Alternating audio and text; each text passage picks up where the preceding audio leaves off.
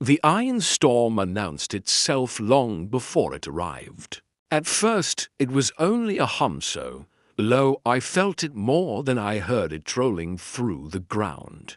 Like a distant engine buried under the ice, the vibrations crept up the metal legs of my tiny shelter and into the walls, making every loose screw and badly fitted panel chatter like teeth. It sounded like a drummer warming up somewhere outside, testing a rhythm that promised nothing good. I checked the scanner again, even though I already knew what it would say. The display flickered between critical and extremely critical, as if the machine couldn't decide whether to be honest or dramatic.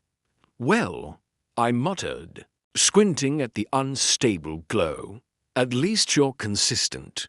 Right on cue, the lights blinked out. For 5 full seconds I stood in darkness, listening to the storm's approach and my own breathing. I waited for the generator to die entirely, waited for the shelter's heat to vanish, and for the cold to take over like it owned the place.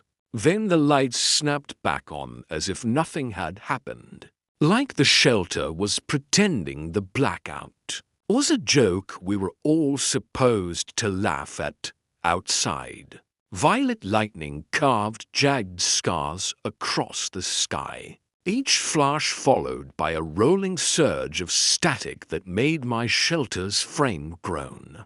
The air itself looked angry, ionized haze twisting in the wind like something alive. A planet barely mapped, barely understood, and definitely not designed with human comfort in mind. I tugged my heating vest tighter and tried to convince my nervous system to calm down. Just another night, I told myself. Normal. Perfectly normal. The wildlife here hissed at my footsteps and watched from behind rocks, like it was judging my life choices. The storms didn't rain so much as they attacked the atmosphere, peeling at it with electric claws. The colony map was optimistic at best, fictional at worst. But I had a shelter. I had a heater cube. I had ration packs so dense they could probably stop a small projectile.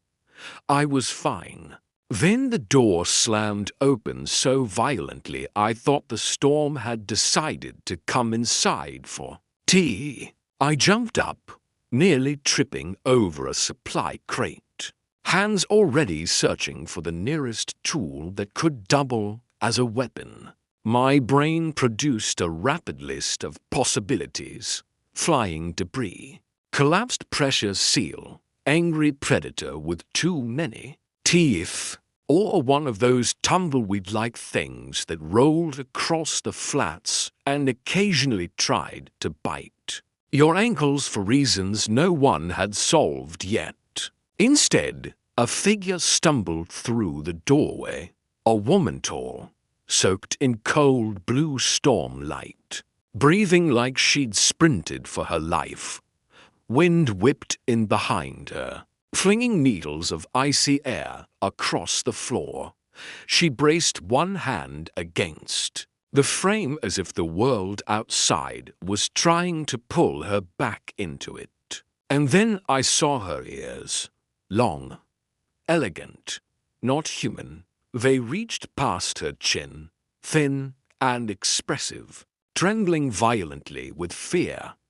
The sight of them hit me harder than the storm. I froze mid-step. She froze too. Not a blink, not a twitch, only those ears, which snapped straight up like two terrified antennas locking onto a threat.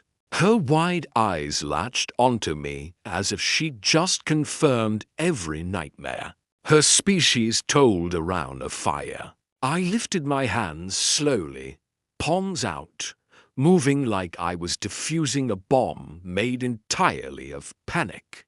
"UH," I said, because my brain had fled and left my mouth in charge. Hello. Her eyes widened even more. Great. Fantastic. I'd done it. I had just confirmed, in real time, that I was scarier than nature's most murderous weather phenomenon. She pressed herself against the inner wall, shivering not just from the cold. Her lips parted like she wanted to scream, but wasn't sure if screaming counted as provoking the human and getting eaten immediately. "It's okay," I said softly. "You're safe. I'm not dangerous." My voice came out gentler than I expected. Maybe because she looked like she'd been running for hours. Maybe because the storm outside sounded like it wanted to tear the planet open. And anyone who came in during that had to be desperate. I swallowed, trying for humor, because humor was all I had. "Unless you count my cooking." One ear twitched. A tiny reaction, barely there, but a reaction. Progress. I held onto it like it was a rope. The shelter shuddered under another blast of iron wind. A ceiling panel, which had been held in place mostly by hope and bad engineering, dropped and smacked me on the head. I hissed, stumbled, and tried to act like it didn't hurt. "See?" I said through a forced smile, rubbing my scalp. "I'm the one getting attacked here." Her eyes flickered. Not fear this time, more like confusion, threaded with the first thin edge of disbelief. She stared as if reassessing whether humans were truly the monsters her people whispered about, or just clumsy, cold, and mildly ridiculous. A gust of frozen air swept inside. She flinched violently, shoulders tightening. "Right."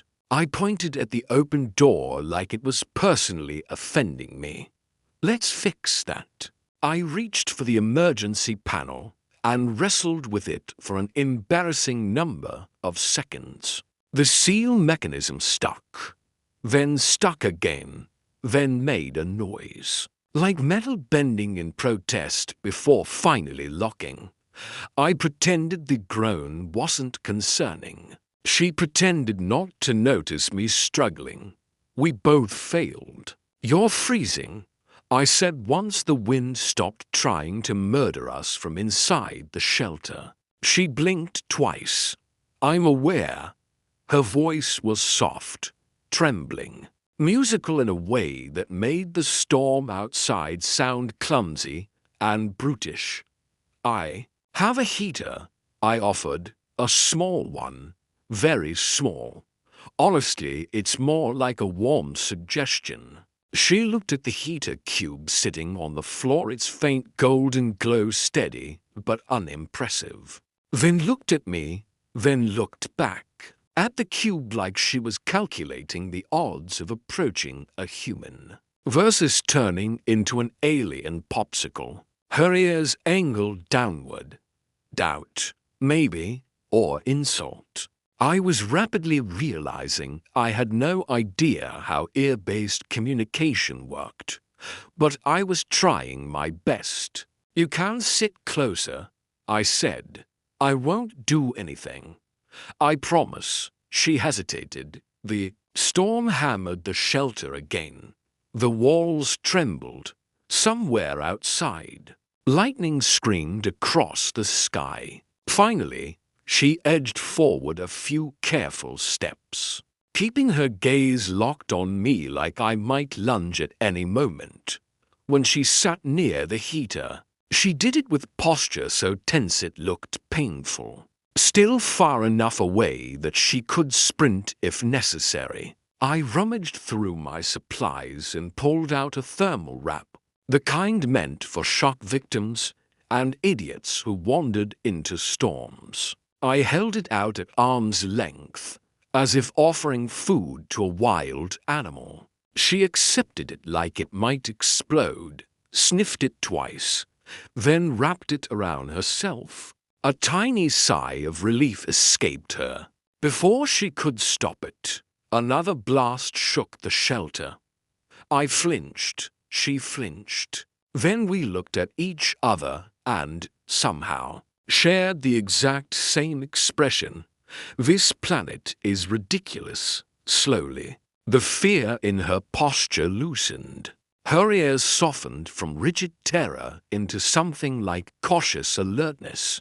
She kept watching me, but no longer like I was a nightmare waiting to pounce. More like I was an unexpected variable in an already terrible night. The storm deepened as the night stretched on. Thunder pulsed like an angry heartbeat. Every few minutes the lights dimmed just enough to remind us that the generator was old, tired, and probably offended by the entire situation. The alien woman sat wrapped in the thermal blanket, still keeping distance, though no longer plastered to the wall like she'd become part of the architecture. Her long ears twitched with every crack of violet lightning. I tried not to stare. I failed. Those ears moved with more expression than most people I dated. One flick upwards seemed to mean alarm. A slight droop felt like doubt. A rapid tremble might mean cold or intense disgust. Hard to guess which one she aimed at me. She caught me glancing and narrowed her eyes. Human stare. She said flatly, "We do," I admitted. "It's because we're terrible at subtlety." A tiny snort escaped her before she could stop it. She immediately straightened, as if she could shove the sound back inside herself and pretend it hadn't happened. But I heard it the first crack in her fear. The heater cube hummed quietly. Its glow warmed the air between us by a few degrees, and, somehow, made the shelter feel less like a prison and more like a place where two people were waiting out something violent together. Gradually, she inched closer, barely a centimeter every few minutes, so slow I wondered if she thought I wouldn't notice. I pretended not to. She pretended she wasn't moving. Together, we achieved the highest level of diplomacy our two species had likely ever managed. When her teeth began chattering again, I slid a ration packet toward her across the floor. She eyed it like it was an enemy spy. "What is it?" "High-calorie emergency nutrition," I said. "Tastes like someone tried to bake a cookie, failed, panicked, and mailed the result into space." Her ears lifted half an inch. "This is meant for consumption?" "In theory," I shrugged. "Look, if it makes you feel better. I've eaten at least 40 of them, and I haven't died yet. Emotionally, maybe, physically, still here." She hesitated, sniffed the packet twice, then took a cautious bite. Her expression cycled through suspicion, shock, contemplation, and finally reluctant acceptance. "It is not awful," she admitted. "That's the exact review the manufacturer prints on the box," I said. Another tremor shook the shelter. The heater flickered. She unconsciously leaned closer to it, and therefore closer to me. Her shoulder brushed mine for half a second. She snapped a prite like physical contact might trigger some mythical human transformation. Her ears shot up, so fast I worried she'd sprain them. I lifted my hands again. "Relax. I don't explode on touch. That is not what our stories say," she whispered. "Well, your stories need a better editor." Her eyes studied me, really studied me this time. Not with terror, but with curiosity threaded through the lingering fear. like she was trying to reconcile the human in front of her with the monster in her midst. Outside, the storm released a violent burst that rattled the roof.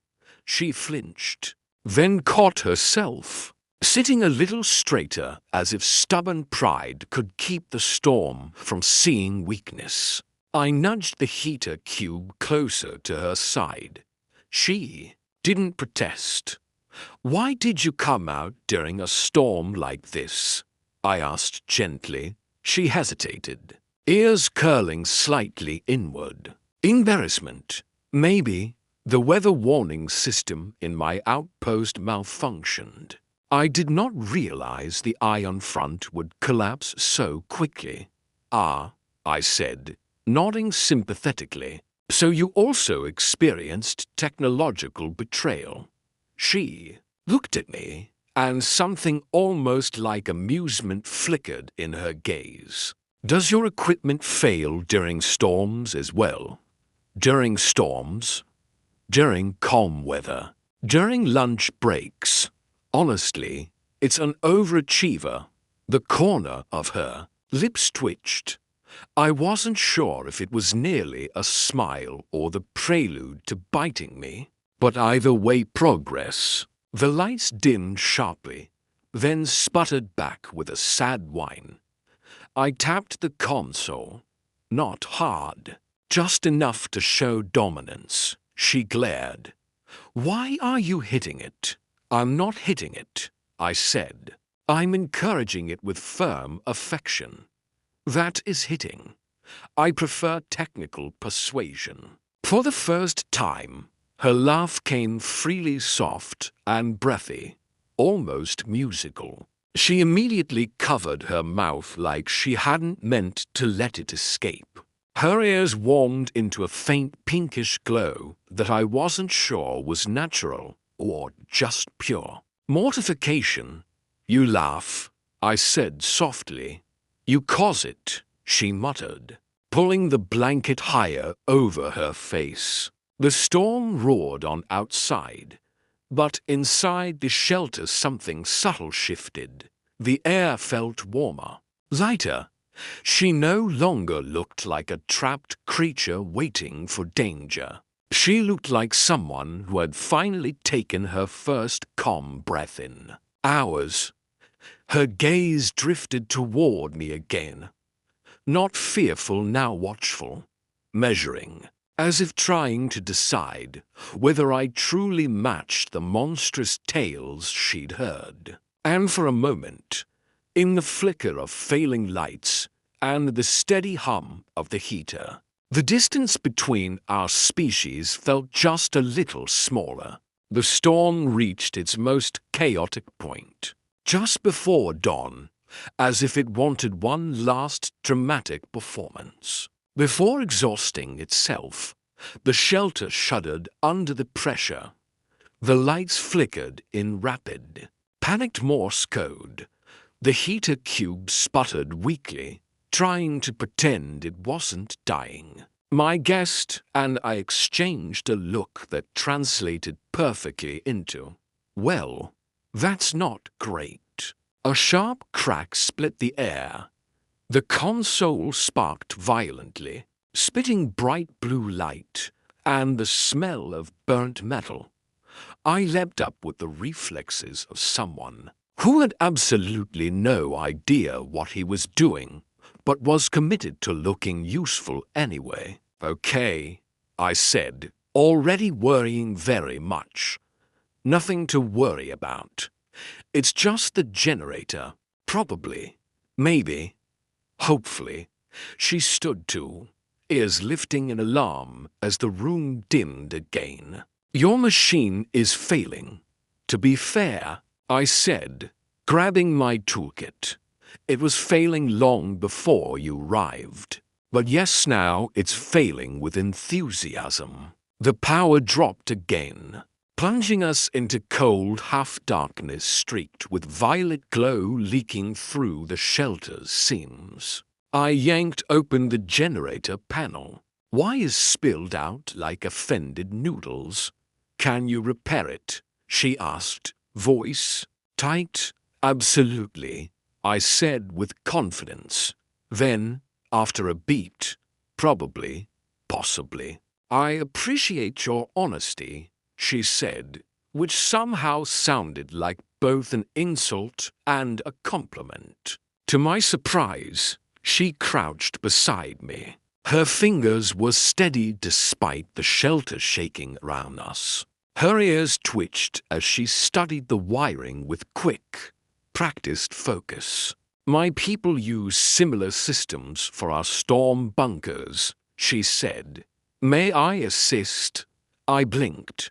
Please. Before this thing decides to join the storm and ascend to the heavens. Her lips curved, this time unmistakably a smile. Working together turned out to be unexpectedly natural. She pointed out the problem with quiet authority, and I followed. Her instructions, supplying manual labor and occasional inspirational commentary. If I get electrocuted, I said as I fumbled with a connector, tell my supervisor I died heroically. Do not touch that, she snapped, gently shoving my hand away from a volatile junction. I wasn't going to. You were absolutely going to. Yeah, I admitted. Fair. We fell into a rhythm.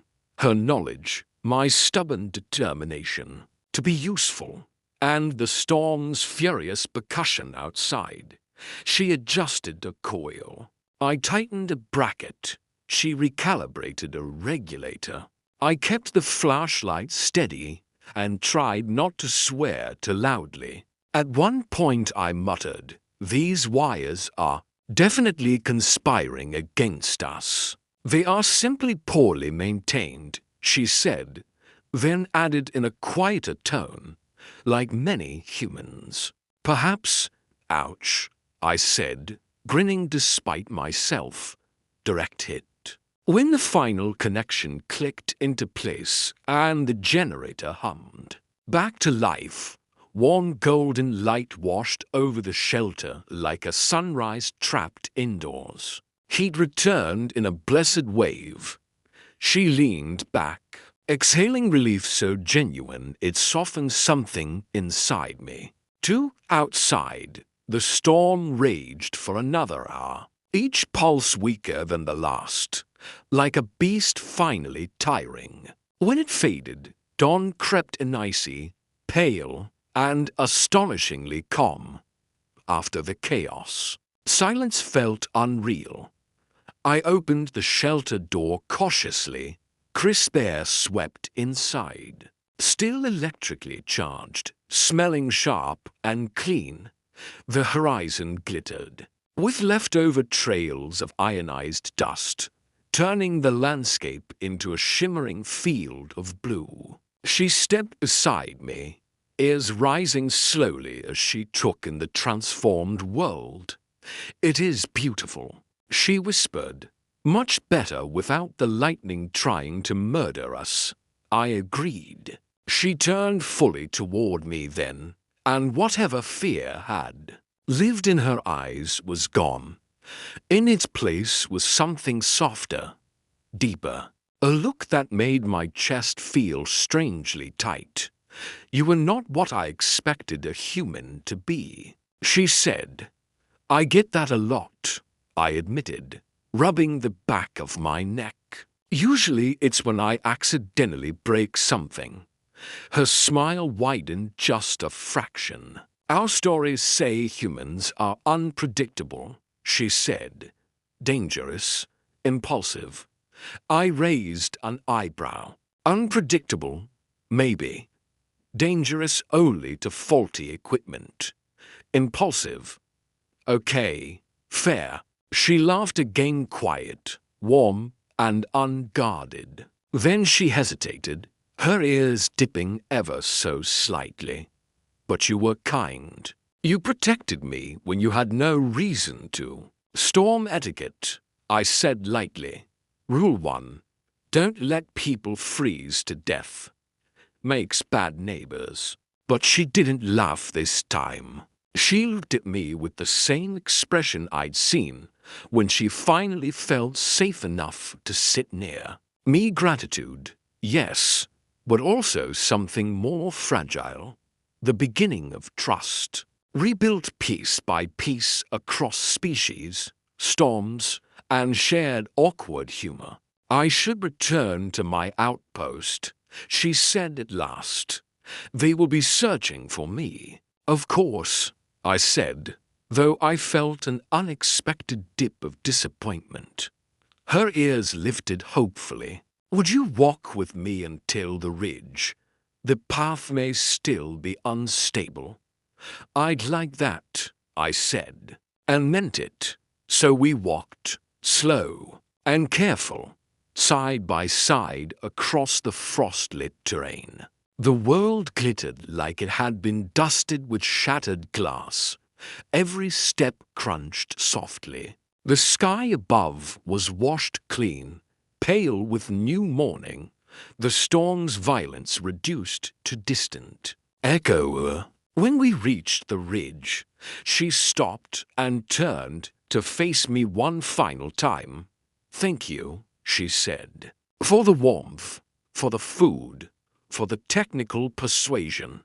And thank you, I replied, for saving the generator and for not running away screaming.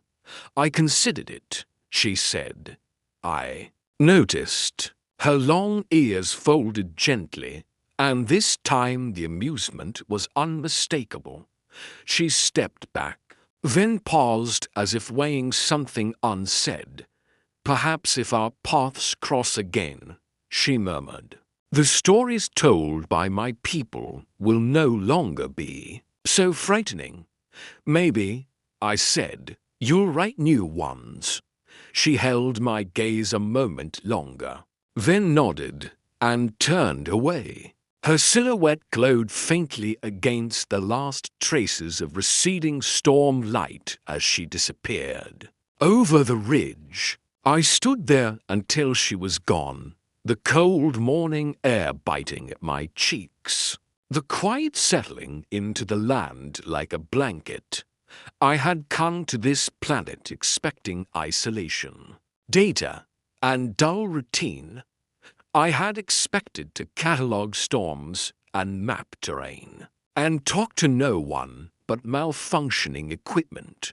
Instead, in the most unlikely night of my life, I found connection. The storm was over, the world was quiet, and for the first time since arriving here, I didn't feel alone.